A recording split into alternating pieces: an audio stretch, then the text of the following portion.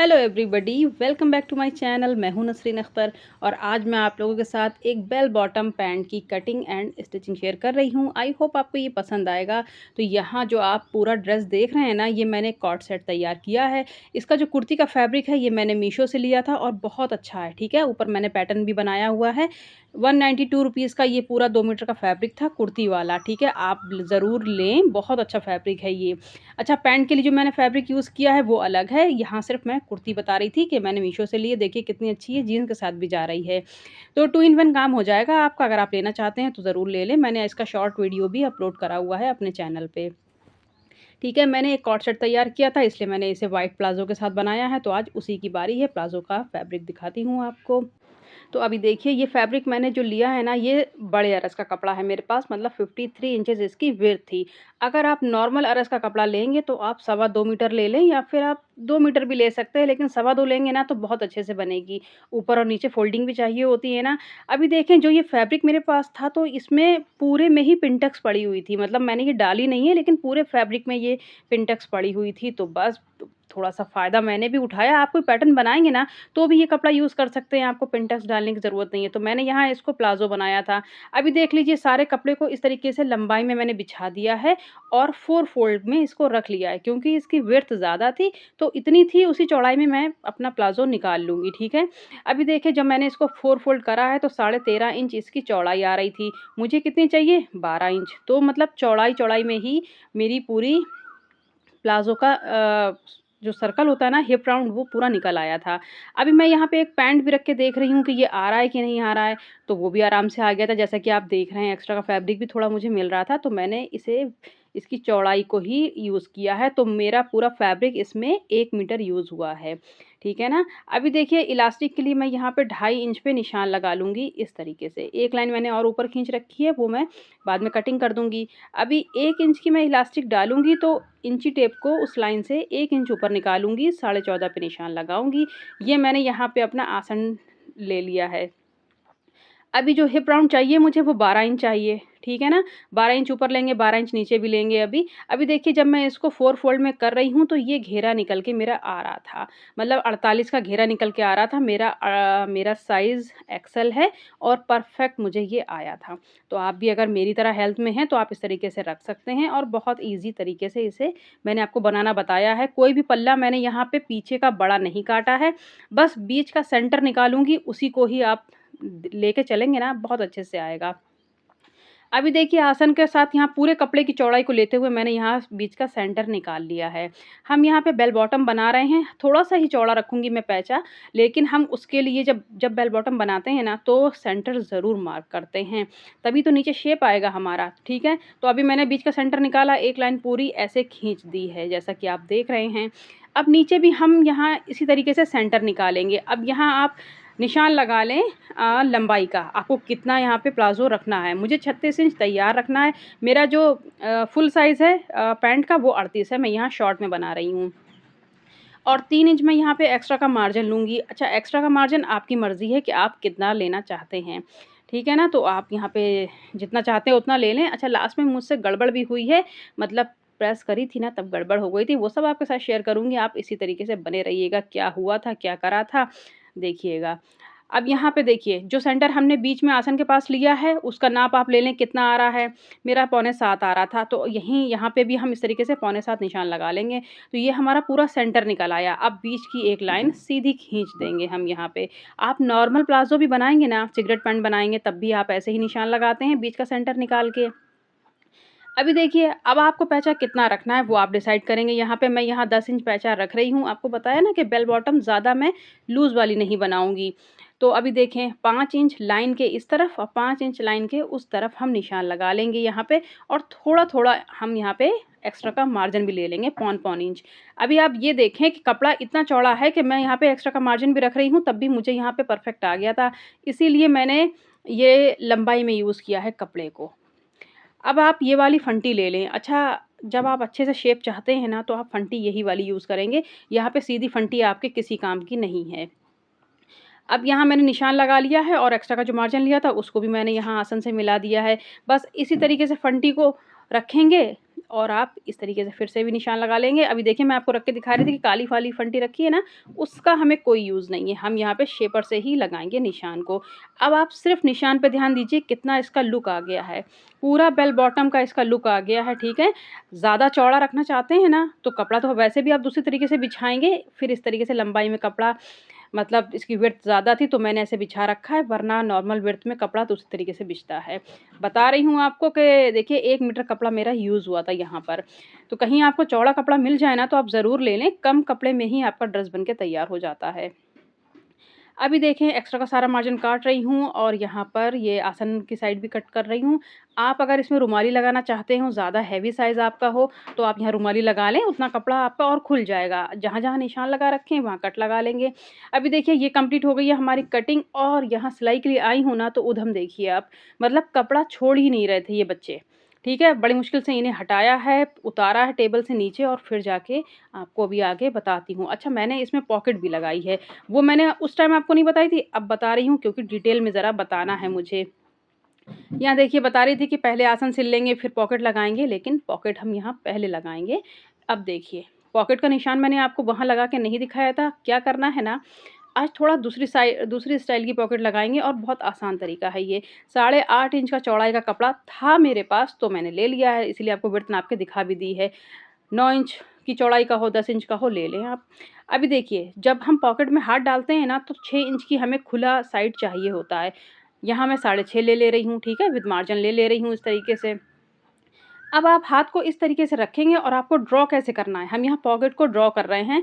अच्छा यहाँ मैंने प्लेन कपड़ा लिया है पॉकेट बनाने के लिए, ठीक है ना? मैं पिंटेक्स वाला फैब्रिक यूज़ नहीं कर रही हूँ यहाँ पर। अभी देखिए आप अपने हाथ का शेप इस तरीके से ड्रॉ कर लें। अब जो मैं डार्क कर रही हूँ ना, वो शेप हमारा आएगा यहाँ पर। देखिए बहुत अच्छी पॉकेट बन के तैयार होती है, मतलब कोई झंझट नहीं है, आपको पॉकेट नहीं लगाना आती है, बहुत आसान तरीका है ये। अब हमने यहाँ पे पॉकेट की कटिंग कर ली, 4 फोल्ड में ये कपड़ा रखा है, मतलब अलग-अलग हमारे 4 पीस निकलेंगे यहाँ पे, तो 2 पॉकेट हमारी बन के तैयार होगी।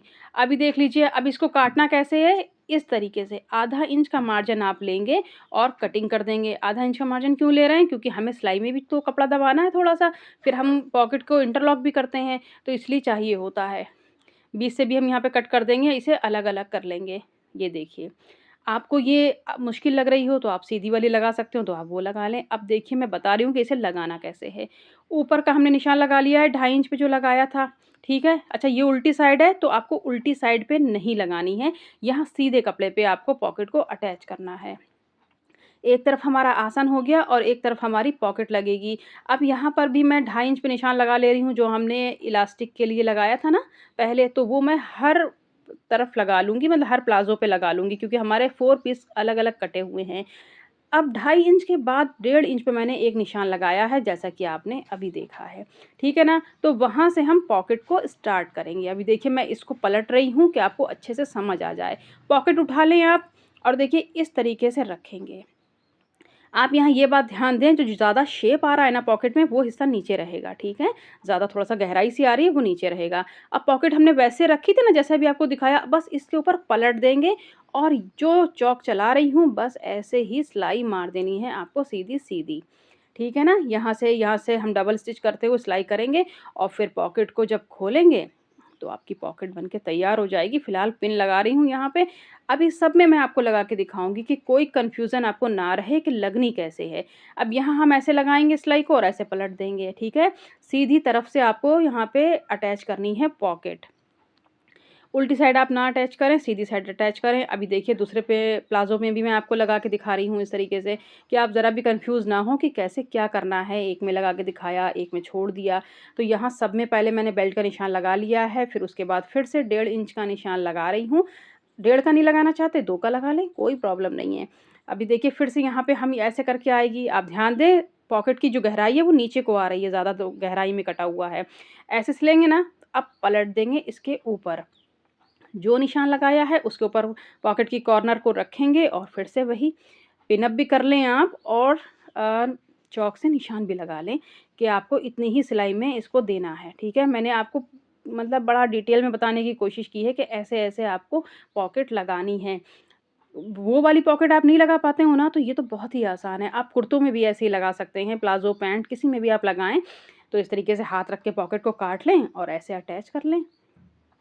ये देखिए पूरा प्रोसेस आपको करके मैंने दिखाया है। 3 पल्लों में तो ऐसे लगा के दिखाई है, एक में छोड़ दी थी कि आप आई होप 3 बार में तो आप समझ ही गए होंगे कि कैसे लगानी है, ठीक है? जो 1.5 इंच का मार्जिन लिया है आप उसे 2 भी कर सकते हैं, इसकी कोई प्रॉब्लम नहीं है। आपका हाथ जैसा कंफर्टेबल हो पॉकेट में जाने के लिए आप वैसा रख सकते हैं।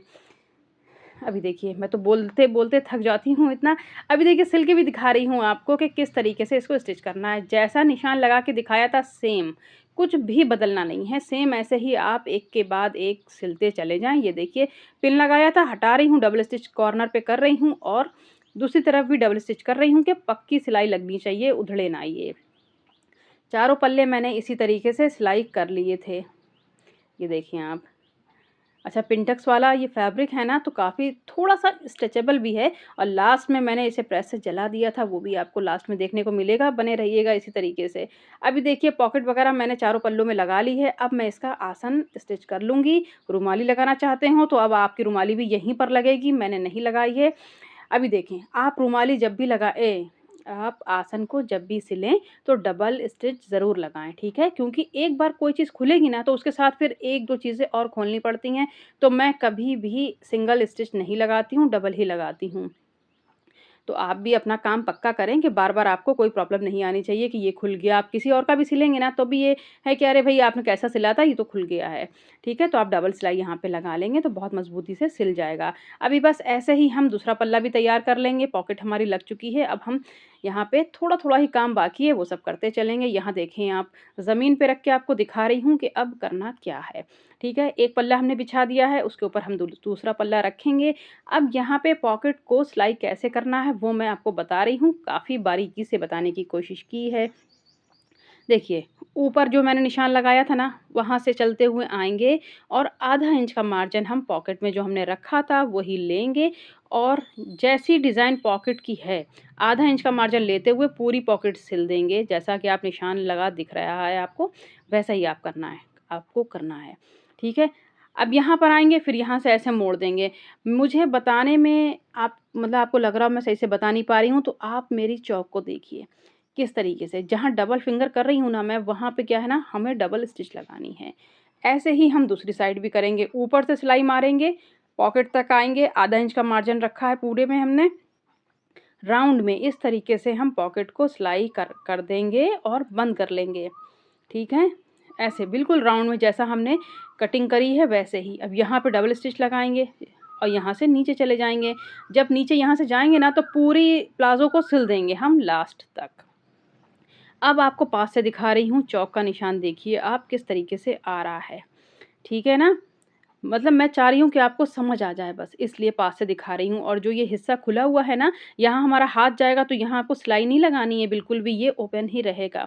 तो आप इस बात का ध्यान दें कि कहाँ से कहाँ फिंगर ले जा रही हूँ, बस उतना हिस्सा ही हमारा सिलेगा और जब हम नीचे जाएँगे तो पूरा प्लाज़ो हमारा साइड का सिलाई में चला जाएगा, सब सिल जाएगा, ठीक है? अब देखिए सिल के भी आपको दिखा रही हूँ, यहाँ पे कॉर्नर आप देखिए बिल्कुल बराबर आना चाहिए, ठीक है?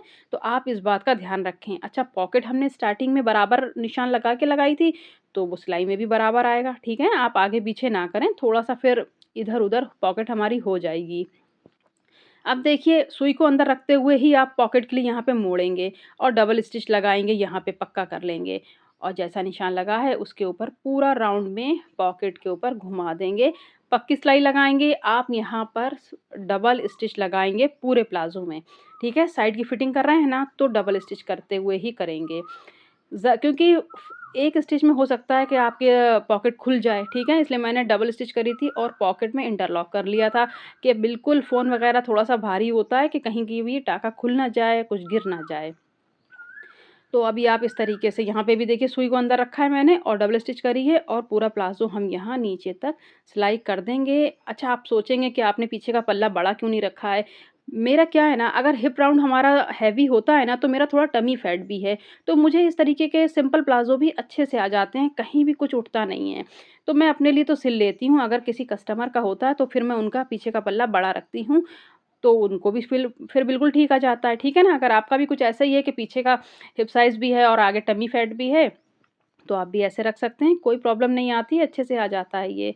अभी देखें सिलाई वगैरह हो गई है, पॉकेट आपको दिखा रही हूँ मैं अभी। ये देखिए यहाँ तक नीचे तक हमने सिल लिया है, पॉकेट देखिए हमारी, ठीक है।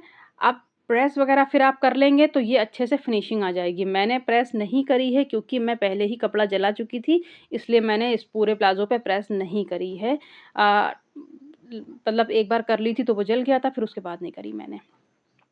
अभी देख लीजिए एक पॉकेट हमने स्टिच कर ली है, अब दूसरी पॉकेट भी यहाँ पर स्टिच कर लेंगे, ठीक है ना। इस तरीके से जैसा पहला दिखाया था ऐसे ही दूसरा करेंगे। आपको ज़्यादा बोर नहीं करूँगी मैं, इसलिए मैं आपको दूसरा वाला पल्ला करके नहीं दिखा रही हूँ। आई होप आपको समझ आ गया होगा। आप कोई भी कपड़ा सिलें तो पहले पिन अप कर लें कि ज़रा भी इधर-उधर नहीं आपका कपड़ा भागेगा, ठीक है ना। ये देखिए इस तरीके से आप इसको भी सिलाई कर लेंगे। अब दोनों तरफ हमारा यहाँ देखिए सिलाई हो गई है। अब जो यहाँ कॉर्नर बन रहा है ना पॉकेट और प्लाज़ो के बीच में, इसमें आप कट लगा लें। जब आप इसमें कट लगाएँगे तो ये कपड़ा फ्री हो जाएगा यहाँ से, मतलब कुछ भी अकड़ा-अकड़ापन यहाँ नहीं आएगा। बता रही हूँ कि इंटरलॉक कर लिया है। अब इसका फ़ोल्ड कर देंगे हम नेफ़ा। दोनों पॉकेट में आप कट लगाएँगे, ठीक है? मैंने एक में लगा के दिखाया है। अभी देखिए नेफ़ा जो हमने लिया था ना 2.5 इंच, तो यहाँ पे 1.5 इंच हमारा फैब्रिक जा रहा है अंदर को, 1 इंच पे हमारी इलास्टिक सामने को दिखती है। तो इसलिए हम 2.5 इंच ले लेते हैं इसमें। अभी आप इलास्टिक चौड़ी वाली यूज़ करेंगे ना तो ये कपड़ा आपको चौड़ा लेना होगा। अभी देखिए पूरा स्टिच कर लिया है, सिर्फ़ थोड़ा-सा आगे खुला छोड़ा है। इलास्टिक यहाँ 1 इंच की चौड़ाई की है और आपकी जितनी भी राउंड हो ना, यहाँ मैं 33 इंच की इलास्टिक ले रही हूँ। आप मेरे जैसे हों तगड़े ज़रा तो आप इसी तरीके से ले सकते हैं, वरना आप कोई भी प्लाज़ो उठा लें अपना, उसका नाप लें कितनी उसमें इलास्टिक डली हुई है। अभी देखिए इलास्टिक डाल ली है, सेफ्टी पिन की मदद से बिल्कुल इलास्टिक को सीधा रखेंगे आप। यहाँ पर इलास्टिक पलटनी नहीं चाहिए क्योंकि पलट गई तो बस चुभती रहेगी, गड़ती रहेगी आपके और लुक भी अच्छा नहीं आएगा। यहाँ पे हम इलास्टिक को भी सिल लेंगे, देखिए सिल गई है। अब इसे बिल्कुल ऐसे खींच-खींच के बराबर करेंगे, इसका खुला साइड हम स्टिच कर लेंगे, ठीक है? उसके बाद एक टॉप स्टिच लगाएँगे यहाँ पे इस तरीके से। ये देखिए सब कुछ बहुत आसान है, बस आप एक बार सीख जाएँगे ना तो बहुत आसानी से आप सब कुछ बना लेंगे। कितने रुपए देते हैं हम टेलर को कि हमारा भाई प्लाज़ो सिल दो, थोड़ी-सी लेस लगा दो। लेस लगाने के भी वो 10-20 रुपए एक्स्ट्रा चार्ज करते हैं। तो इसलिए जब आपको खुद आ जाएगा तो कोई प्रॉब्लम नहीं है, आप खूब बनाएँ, खूब पहनें। यहाँ देखिए अभी हम यहाँ पे नीचे की फ़ोल्डिंग करेंगे, इलास्टिक वगैरह सब यहाँ पे रेडी हो चुकी है। ठीक है ना? हमें यहाँ पे फ़ोल्डिंग करनी है, जो धागे-वागे दिख रहे हैं वो सब मैं अभी कट कर लूँगी क्योंकि फिर हमारे सिलाई में फँसेंगे। अब जो मैंने कपड़ा जलाया है ना, वो बस यहीं पर जलाया है, अभी दिखाती हूँ आपको। ऐसा नहीं कि मुझे प्रेस करनी नहीं आती है, यहाँ क्या है ना, जो ये कपड़ा है ना, ये कॉटन का नहीं था, मतलब इसमें मिक्स ज़्यादा था। अभी देखें क्या हाल कर लिया है मैंने इसका, ठीक है? वो तो शुक्र है कि पैचों में ही था ये, लेकिन तब भी थोड़ा तो फ़र्क आया ही है। फिर मेरे हस्बैंड बोले कि लाओ मैं ठीक करता हूँ, थोड़ा-सा देखता हूँ क्या हुआ है। तो जब उन्होंने प्रेस करी ना पूरे प्लाज़ो पे, तो वो मेरे थाई के नीचे वाले हिस्से में भी थोड़ी-सी सिकुड़न आ गई थी, इसीलिए प्लाज़ो फिटिंग का ज़्यादा दिखेगा आपको। अगर आप अपना सिंपल कपड़े से सिलेंगे, तो इतना फिटिंग का नहीं आएगा, बहुत अच्छा शेप आने वाला है आपका। मेरा कपड़ा सिकुड़ गया था थाइज़ के पास, उससे थोड़ा-सा नीचे, तो ये ज़्यादा फिटिंग में आ गया है, ठीक है ना? वरना कटिंग इसकी बिल्कुल परफेक्ट है, आप ऐसे ही काट लें। अभी देखिए मैंने लेस भी नीचे लगा दी थी और दिख रहा है ना थोड़ा-सा व शेप पतला-पतला सा बीच का, तो वो इसी वजह से हो गया था। तो वीडियो ज़रा भी पसंद आ रही हो तो एक लाइक तो कर ही दीजिएगा। फिटिंग वगैरह बहुत परफेक्ट आई थी। मिलती हूँ आपके साथ नेक्स्ट वीडियो में कुछ नया लेके। Thanks for watching.